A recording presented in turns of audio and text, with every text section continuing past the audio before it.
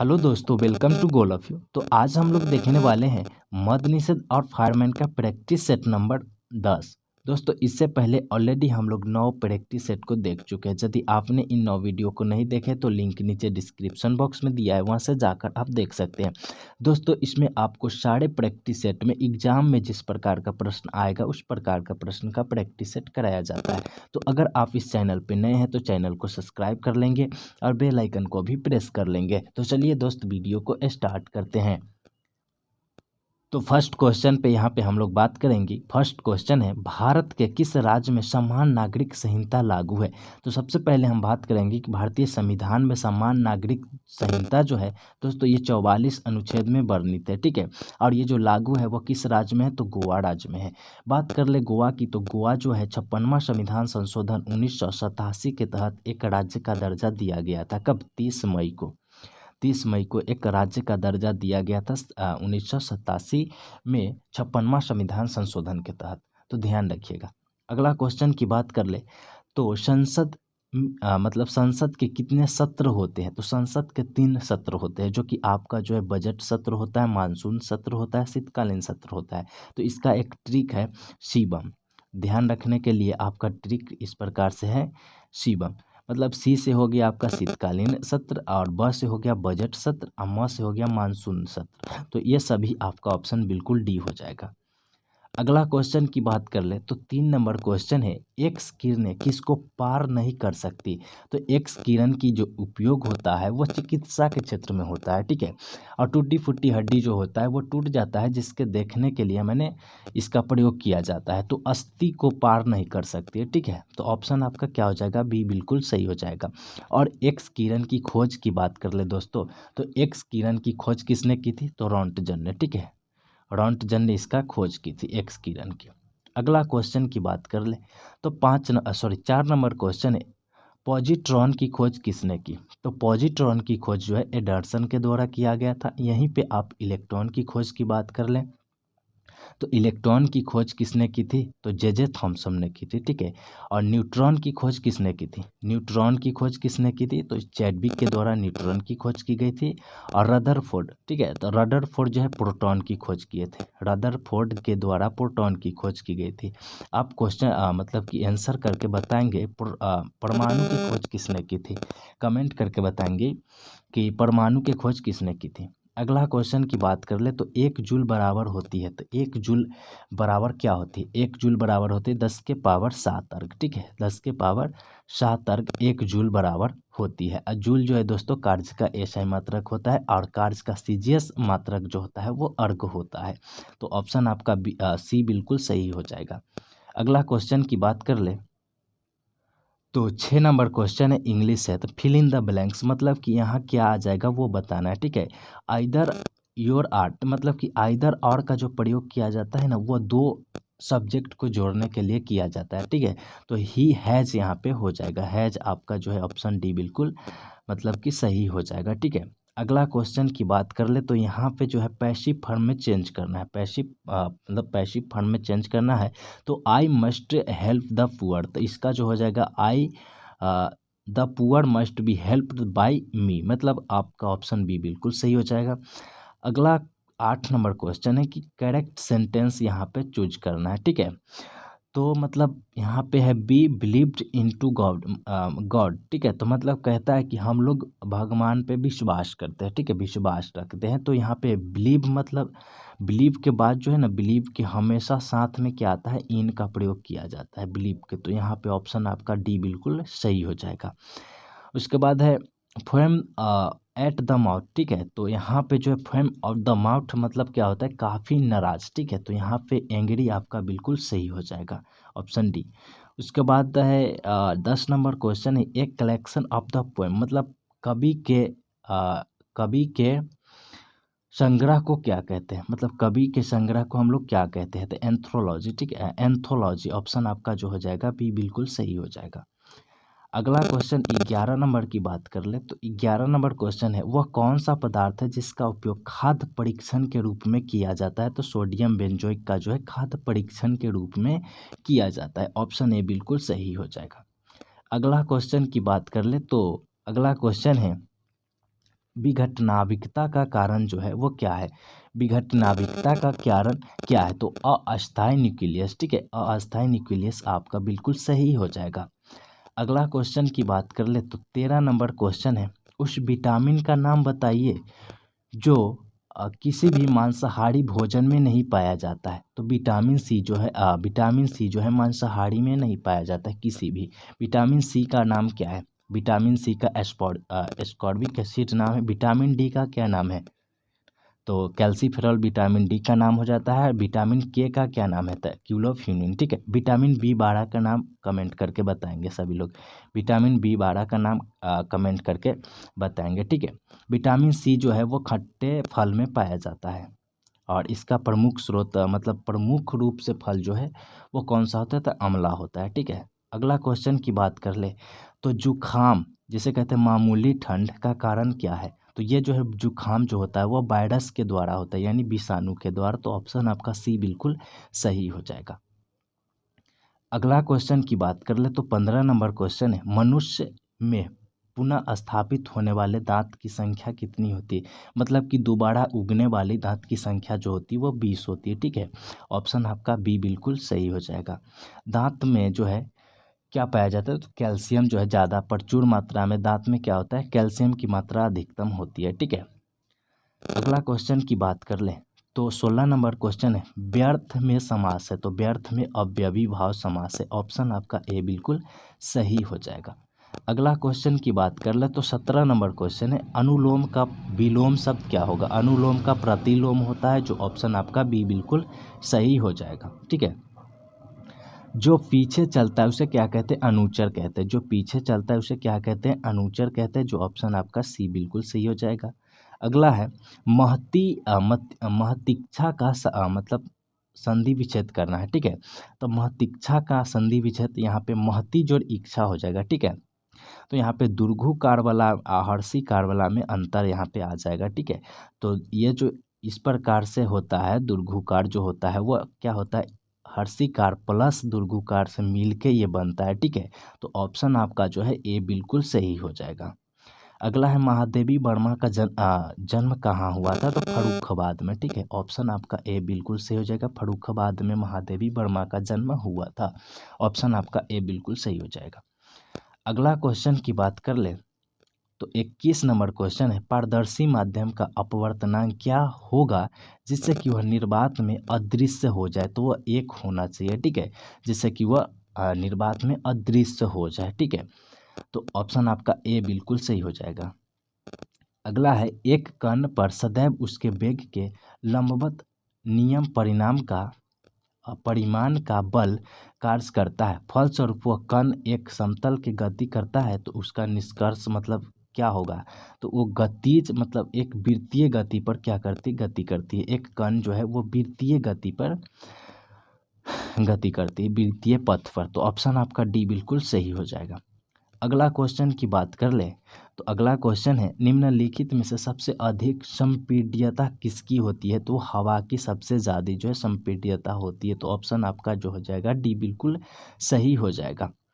अगला क्वेश्चन की बात कर ले तो 24 नंबर क्वेश्चन है, एक मनुष्य 2 मीटर लंबा है, तो अपना पूरा प्रतिबिंब देखने के लिए निम्नलिखित में से किस न्यूनतम ऊंचाई मतलब समतल दर्पण का आवश्यक होना चाहिए। तो पूरा प्रतिबिंब देखने के लिए जितनी मनुष्य की हाइट होती है, मतलब जितनी लंबाई रहती है उसकी आधे, ठीक है, आधे ऊंचाई मतलब आधे लंबाई इतना जो प्रतिबिंब होता है, मतलब दर्पण जो होती है उसमें पूरा प्रतिबिंब आपको दिखाई पड़ जाएगा। ठीक है, और समतल दर्पण में जो प्रतिबिंब बनता है वो सीधा बनता है, क्या बनता है, समतल दर्पण में जो प्रतिबिंब बनता है कैसा बनता है, तो सीधा बनता है, आकार के बराबर बनता है, और वस्तु जितना दूरी पे रखा गया उतनी दूरी पर ही बनने वाला है। ठीक है, समतल दर्पण में। तो ऑप्शन आपका जो हो जाएगा सी बिल्कुल सही हो जाएगा।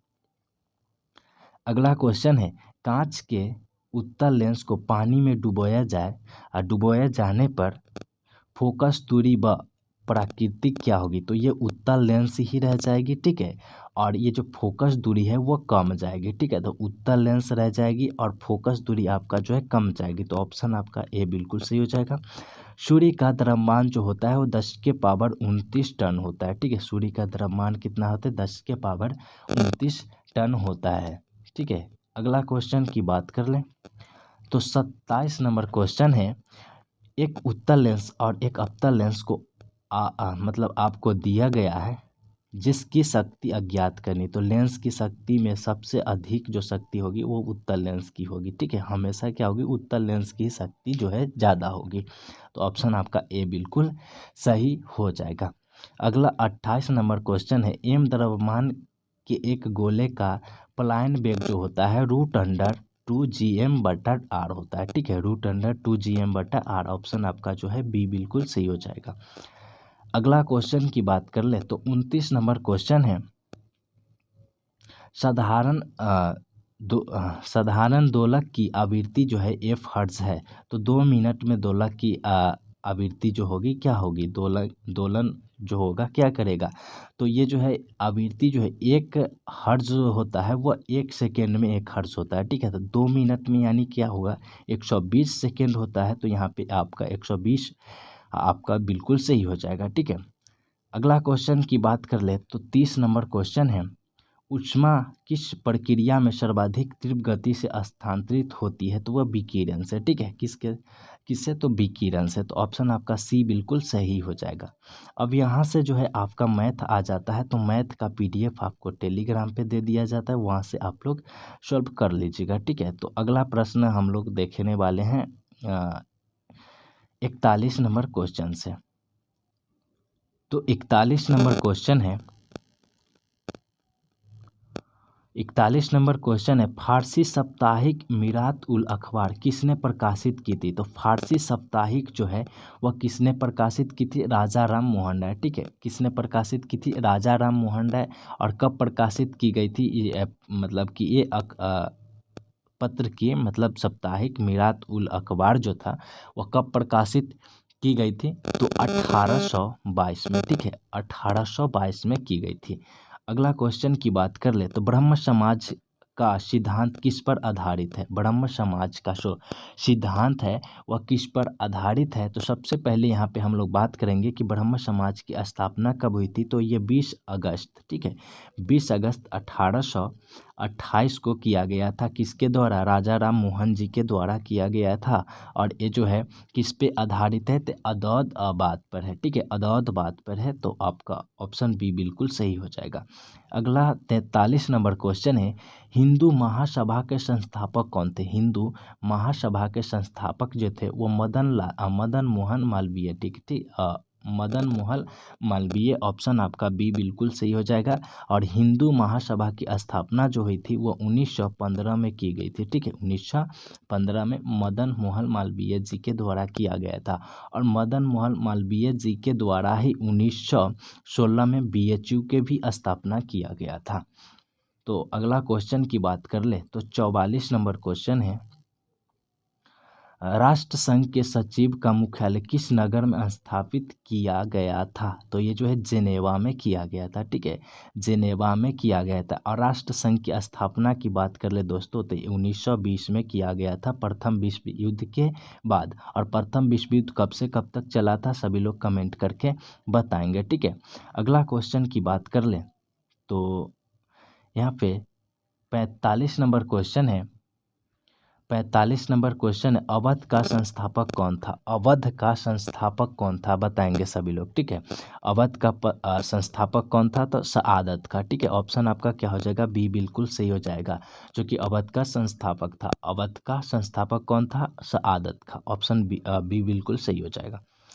अगला क्वेश्चन है, ICS परीक्षा मतलब ICS परीक्षा जो है एक साथ इंग्लैंड और भारत में कब लेनी आरंभ हो गई थी? कब लेनी आरंभ हो गई थी? तो वह 1922 में। ठीक है, 1922 में मतलब ICS की परीक्षा लेनी आरंभ हो गई थी। ठीक है, ऑप्शन आपका क्या हो जाएगा?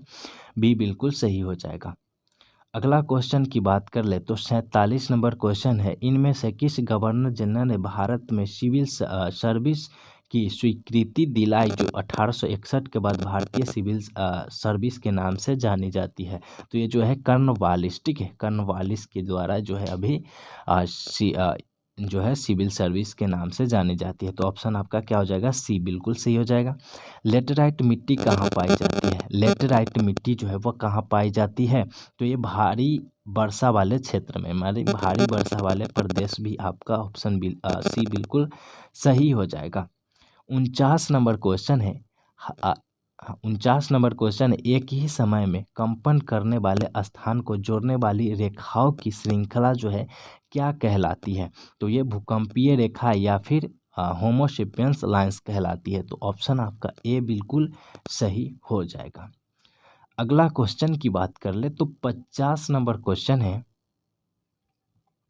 निम्नलिखित में से कौन सा राज्य भारत में मैग्नीज का सर्वाधिक उत्पादन करता है? तो मैग्नीज में का जो सर्वाधिक उत्पादन करता है वह उड़ीसा राज्य करता है। तो ऑप्शन आपका क्या हो जाएगा, डी बिल्कुल सही हो जाएगा। ठीक है, अगला क्वेश्चन की बात कर ले तो 51 नंबर क्वेश्चन है, निम्नलिखित में से कौन सी दक्षिण भारत की सबसे ऊंची चोटी है? दक्षिण भारत की सबसे ऊंची चोटी पूछा गया है। तो ठीक है, तो कौन हो जाएगा, अन्नामुदी। अन्नामुदी जो है अन्नामलाई पहाड़ी पर स्थित है। तो अन्नामुदी बिल्कुल सही हो जाएगा। ठीक है, और दूसरा जो है दोदा बेटा है। दूसरा क्या है, दोदा बेटा दक्षिण भारत की। अगला क्वेश्चन की बात कर ले तो 52 नंबर क्वेश्चन है, कोंकण रेलवे किस पर्वत श्रेणी से होकर गुजरती है? कोंकण रेलवे जो है वह किस पर्वत श्रेणी से होकर गुजरती है? तो ये जो है वह वेस्टर्न घाट से होकर गुजरती है। ठीक है, वेस्टर्न घाट, ऑप्शन आपका ए बिल्कुल सही हो जाएगा। अगला क्वेश्चन की बात कर ले तो 53 नंबर क्वेश्चन है, कपास की काली मिट्टी को क्या कहा जाता है? तो काली मिट्टी को रेगुड़ मिट्टी भी कहा जाता है। ठीक है, तो ऑप्शन बी बिल्कुल सही हो जाएगा। अगला है बिहू किस राज्य का लोक नृत्य है? बिहू जो है वो असम राज्य का लोक नृत्य है। बिहू किस राज्य का है? तो असम राज्य का है। ठीक है, महाराष्ट्र का कौन कौन हो जाएगा? महाराष्ट्र का लाम्बनी। ठीक है, कौन कौन हो जाएगा? लाम्बनी आपका हो जाएगा, नकटा हो जाएगा, ये सभी जो है महाराष्ट्र का हो जाएगा। उड़ीसा का कौन कौन आ जाएगा? उड़ीसा का कौन कौन आ जाएगा? एक आध दो है जो आपको कमेंट करके बतानी है उड़ीसा का। ठीक है, एक आध आपको बताना है लोक नृत्य उड़ीसा का कौन कौन हो जाएगा। सो ठीक है, कमेंट बॉक्स में। 55 नंबर क्वेश्चन की बात कर ले तो दक्षिण भारत में सर्वाधिक गन्ना उत्पादन करने वाला राज्य कौन सा है? सर्वाधिक गन्ना उत्पादन करने वाला राज्य पूछा गया है, कौन कौन हो जाएगा? ठीक है, तो ये महाराष्ट्र हो जाता है। ठीक है, महाराष्ट्र हो जाता है। ऑप्शन आपका सी बिल्कुल सही हो जाएगा। अगला 56 नंबर क्वेश्चन है, निम्नलिखित में से कौन सी कृषि आधारित उद्योग नहीं है? तो वस्त्र उद्योग है, चीनी उद्योग भी है, सीमेंट उद्योग आपका हो जाएगा। ठीक है, सीमेंट उद्योग जो है कृषि आधारित उद्योग नहीं है। सीमेंट उद्योग जो है वह एक कच्चा माल द्वारा तैयार किया जाता है। ठीक है, और एक सीमेंट सबसे ज़्यादा जो है भारत में राजस्थान राज्य में मतलब कि उत्पादन किया जाता है। तो ऑप्शन आपका जो है ये बिल्कुल सही हो सी बिल्कुल सही हो जाएगा। 57 नंबर क्वेश्चन है, भारतीय जलवायु की क्या विशेषता है? भारतीय जलवायु की क्या विशेषता है? सभी लोग जल्दी से कमेंट करके बताएंगे। भारतीय जलवायु की क्या विशेषता है? क्या विशेषता है? सभी लोग जल्दी से कमेंट करके बताएंगे क्या विशेषता है। दोस्तों, भारतीय जलवायु की जो विशेषता है मतलब कि जाड़ा और गर्मी की दो स्पष्ट ऋतु का होना, उसके बाद वर्षा का मुख्य रूप से ग्रीष्म ऋतु में होना और जलवायु का मौसमी हवाओं में प्रभावित होना। तो यहाँ जो है अभी सभी हो जाएगा। ठीक है, मतलब कि ऑप्शन डी बिल्कुल सही हो जाएगा। अगला है देवदार के पेड़ मुख्य रूप से कहाँ उगते हैं? तो देवदार के पेड़ जो है वह हिमालय में उगते हैं। ठीक है, हिमालय ऑप्शन जो है आपका सी बिल्कुल सही हो जाएगा। अगला क्वेश्चन की बात कर ले तो 59 नंबर क्वेश्चन, भारत में विद्युत उत्पादन की दृष्टि से प्रथम स्थान जो है वह किसका है? प्रथम स्थान जो है वह किसका है? तो वह ताप विद्युत का है। ठीक है, तापीय विद्युत भी कह सकते हैं। तो ऑप्शन आपका हो जाएगा सी बिल्कुल सही। अगला है यकृत जो है कार्य करता है, यकृत जो है वो कार्य करता है पाचन। ठीक है, यकृत क्या चीज़ का कार्य करता है? तो पाचन का कार्य करता है। ऑप्शन आपका हो जाएगा डी बिल्कुल सही। अगला 61 नंबर क्वेश्चन, एक तरंग के गर्त की गहराई को इसका मतलब गर्त के गहराई को इसका क्या कहा जाता है? क्या कहा जाता है भाई साहब? ये आयाम कहा जाता है। ठीक है, ऑप्शन डी बिल्कुल सही हो जाएगा। 62 नंबर क्वेश्चन है, निम्नलिखित में से क्या स्वच्छ ईंधन का गुण है? ठीक है, प्रदूषण मुक्त स्वच्छ ईंधन का गुण है। ऑप्शन ए बिल्कुल सही हो जाएगा। अगला क्वेश्चन की बात कर ले तो 63 नंबर क्वेश्चन है, भारतीय दूरसंचार नियामक प्राधिकरण जिसे कहते हैं ट्रेन, TRAIN का मुख्यालय किस शहर में है? इसका मुख्यालय जो है वो किस शहर में है? तो उसका मुख्यालय जो है वो नई दिल्ली में है। ठीक है, नई दिल्ली में है। ऑप्शन आपका क्या हो जाएगा? बी बिल्कुल सही हो जाएगा। अगला है, इनमें से क्या क्षार है? क्या क्षार है? ठीक है, तो क्षार जो होता है सोडियम हाइड्रोक्साइड। ऑप्शन आपका सी बिल्कुल हो जाएगा, NaOH सोडियम हाइड्रोक्साइड जो है एक क्षार के रूप में पाया जाता है। ऑप्शन आपका जो है सी बिल्कुल सही हो जाएगा। 65 नंबर क्वेश्चन है कि आमतौर पर मेंडेलियन कारक क्या कहलाते हैं? मेंडेलियन कारक जो है क्या कहलाता है? जीन कहलाता है। ऑप्शन जो है आपका बी बिल्कुल सही हो जाएगा। अगला है, कोई लुढ़कता हुआ तब पत्थर रुक जाता है जब उसकी पूरी गतिज ऊर्जा क्या हो जाएगी? गतिज ऊर्जा क्या हो जाएगी? वह स्थितिज में बदल जाएगी, यानी स्थितिज हो जाएगी, तभी जो है वह रुक जाता है। ठीक है, तो ऑप्शन आपका सी बिल्कुल सही हो जाएगा। निम्नलिखित समूह में से बाह्यतम कोश में एक इलेक्ट्रॉन होता है, बाह्यतम कोश में जो है एक इलेक्ट्रॉन होता है, वो कौन कौन सा है? तो लिथियम सोडियम और पोटेशियम। इसका जो है लिथियम का जो होता है लिथियम का इलेक्ट्रॉनिक विन्यास जो होता है वो क्या क्या होता है? लिथियम का इलेक्ट्रॉनिक विन्यास क्या होता है? तो लिथियम की बात कर ले, परमाणु संख्या जो होती है वो 3 होती है, तो इलेक्ट्रॉनिक विन्यास 2 1 हो जाएगा। ठीक है, और सोडियम का कितना होता है? सोडियम का इलेक्ट्रॉनिक विन्यास जो होता है वो किस प्रकार से होता है? 2 होता है, 8 होता है, 1 होता है। तो यहाँ पे 1 है और इसका भी अंत में 1 है। अब पोटेशियम का क्या होता है? पोटेशियम का 19 परमाणु संख्या है, तो इसका होता है 2 8 8 कितना हुआ? 2 8 8 कितना हो गया? लास्ट में 1 होगा। ठीक है, क्योंकि 19 होता है तो 2 8 10 8 1 वो 18 और 1 19 हो गया, तो लास्ट में जो है आपका मतलब 1 आता है, इसलिए आपका जो है लिथियम लिथियम और सोडियम और पोटेशियम। ऑप्शन आपका सी बिल्कुल सही हो जाएगा।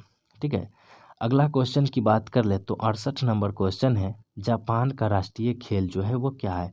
जापान का राष्ट्रीय खेल क्या है? तो ये जो सूमो है वो जापान का राष्ट्रीय खेल है। ठीक है, बेसबॉल जो है USA का राष्ट्रीय खेल है, और भारत का क्या है? तो हॉकी राष्ट्रीय खेल है। ठीक है, अगला क्वेश्चन की बात कर ले तो 69 नंबर क्वेश्चन है, निम्नलिखित में से किस अक्रिय गैस का इलेक्ट्रॉनिक विन्यास क्लोराइड में होता है? तो ये आर्गन का होता है। ऑप्शन क्या हो जाएगा? डी बिल्कुल सही हो जाएगा, आर्गन का होता है क्लोराइड में।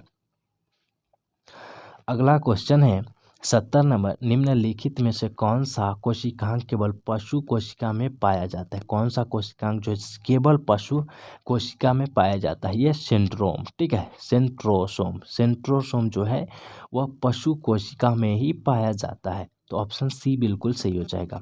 अब यहाँ पे वही बात जो आ गया मैंने पीछे बताया, जो 2 8 8 1 जो है वह किसका इलेक्ट्रॉनिक विन्यास है? तो ये पोटेशियम का है। ठीक है, पोटेशियम आपका जो है बिल्कुल सही हो जाएगा, 19 होता है परमाणु संख्या। अगला है 72 नंबर क्वेश्चन है, कार्य करने में सक्षम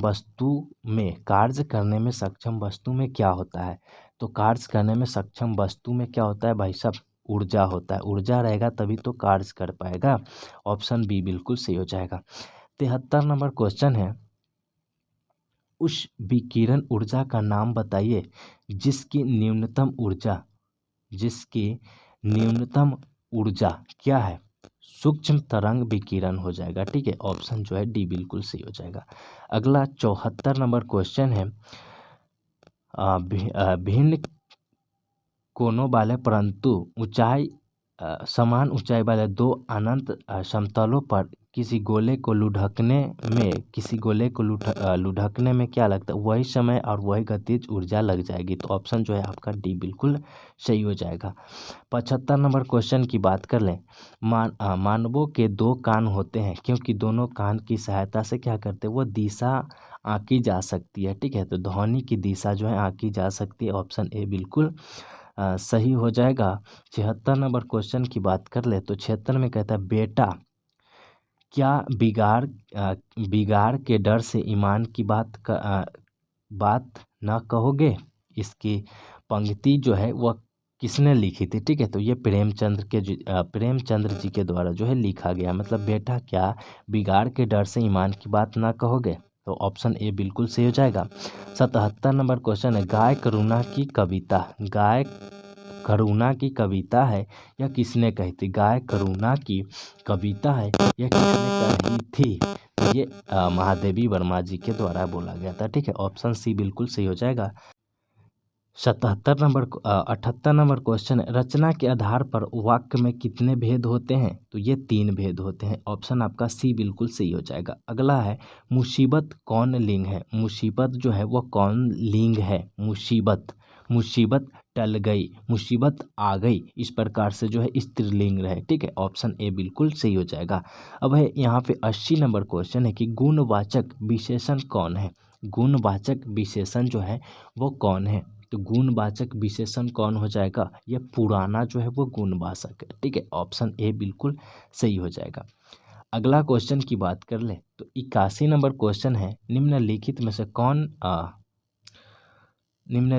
से कौन सा विषय है जिस पर संशोधन के लिए विशेष बहुमत सहित आधे से अधिक राज्य की अनुमति की आवश्यकता नहीं होती है।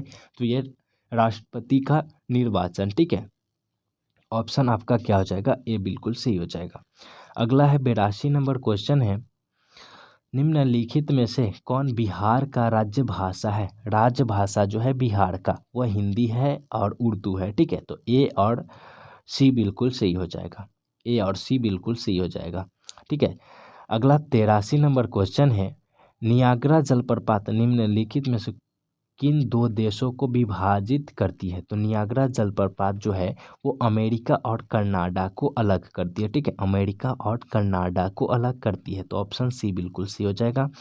84 नंबर क्वेश्चन है कि निम्न कथनों पर विचार करें। मतलब कि निम्न कथन पर जो है आपका जो है विचार करना है। क्या क्या है वो विचार करना है। ठीक है, तो बिहार के विधान परिषद का राज्य का निम्न सदन है, नहीं उच्च सदन है। ठीक है, तो ये तो गलत हो गया।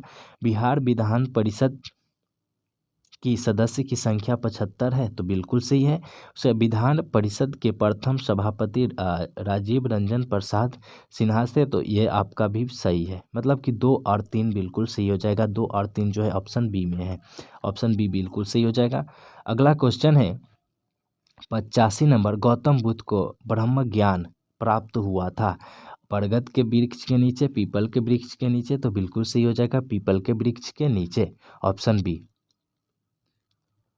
अगला क्वेश्चन की बात कर ले तो 86 नंबर क्वेश्चन है, पंचायती राज को लागू करने वाला भारत का प्रथम प्रांत निम्नलिखित में से कौन था। तो पंचायती राज जो लागू हुआ था प्रथम जो था वह राजस्थान था। ठीक है, ऑप्शन बी बिल्कुल सही हो जाएगा।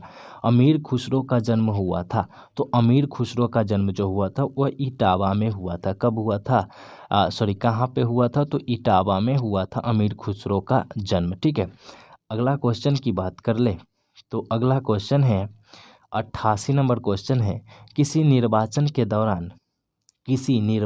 दौरान किसी राजनीतिक दल के उम्मीदवार की मृत्यु के कितने दिन के अंदर दूसरा प्रत्याशी खड़ा किया जाना चाहिए, जो कि पहले जो है मृत्यु हो गई थी। तो ये 7 दिन के अंदर। ठीक है, 7 दिन के अंदर जो है दूसरा प्रत्याशी को खड़ा कर देना चाहिए। तो ऑप्शन आपका सी बिल्कुल सही हो जाएगा।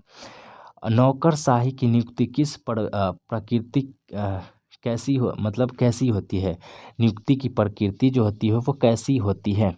नौकरशाही की नियुक्ति की प्रकृति जो होती है वो कैसी होती है। तो वो अस्थाई होती है। ठीक है, अस्थाई बिल्कुल सही हो जाएगा। ठीक है, 90 नंबर क्वेश्चन की बात कर ले तो पदार्थ का जड़त्व किस भौतिक राशि का मापन करता है तो पदार्थ का जड़त्व जो है वो द्रव्यमान का करता है। ठीक है, ऑप्शन सी बिल्कुल सही हो जाएगा।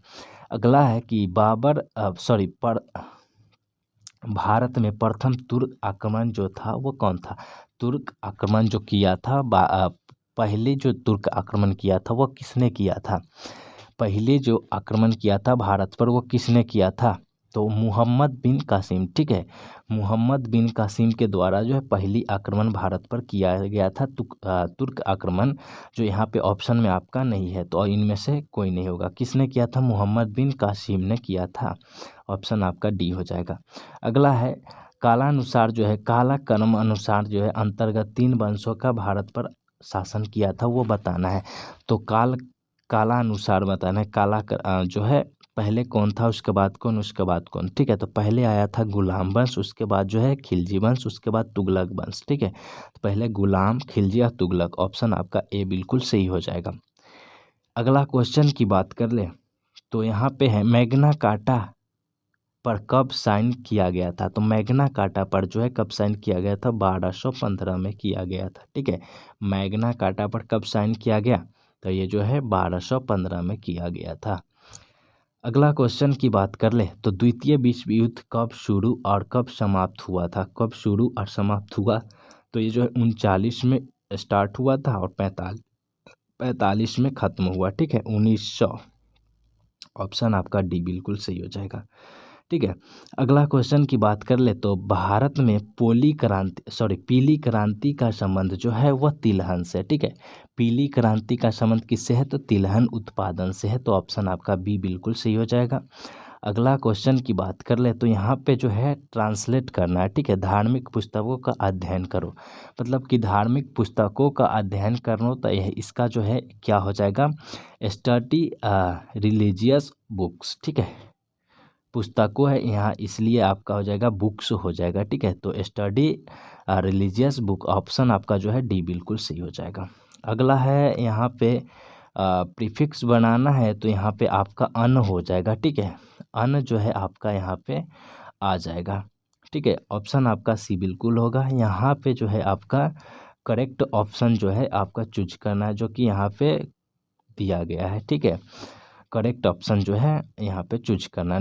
No other girl is as beautiful as Madhu, मतलब कि जो है मधु जो है इसका जो है क्या सही हो जाएगा, तो Madhu is the most beautiful girl. Madhu is the most beautiful girl. Option C बिल्कुल सही हो जाएगा। यहाँ पे है कि मतलब कि यहाँ पे सेंटेंस इन डायरेक्ट जो है कहा गया, मतलब ही सेड हैप्पी दिवाली, मतलब कि वह कहा हैप्पी दिवाली, तो क्या हो जाएगा, वह मतलब he wished me A happy Diwali. ठीक है, आपका हो जाएगा he wished me A happy Diwali. Option आपका ए बिल्कुल सही हो जाएगा। और 10 नंबर क्वेश्चन 90 नंबर 100 नंबर यानी वीडियो का लास्ट क्वेश्चन है फिलिंग द ब्लैंक्स, मतलब यहाँ पे क्या आ जाएगा। ठीक है, यहाँ पे क्या आ जाएगा, तो मतलब यू मस्ट हैव यहाँ पे आ जाएगा। ठीक है, lift the flat by now. ठीक है, तो यहाँ पे हैव आ जाएगा, जो ऑप्शन आपका बी बिल्कुल सही हो जाएगा। तो दोस्तों वीडियो आपको कैसा लगा कमेंट करके बताएं, और वीडियो अच्छा लगा तो लाइक कर दीजिए, चैनल को अभी तक सब्सक्राइब नहीं किया तो सब्सक्राइब कर लेंगे। ठीक है, जय हिंद दोस्तों।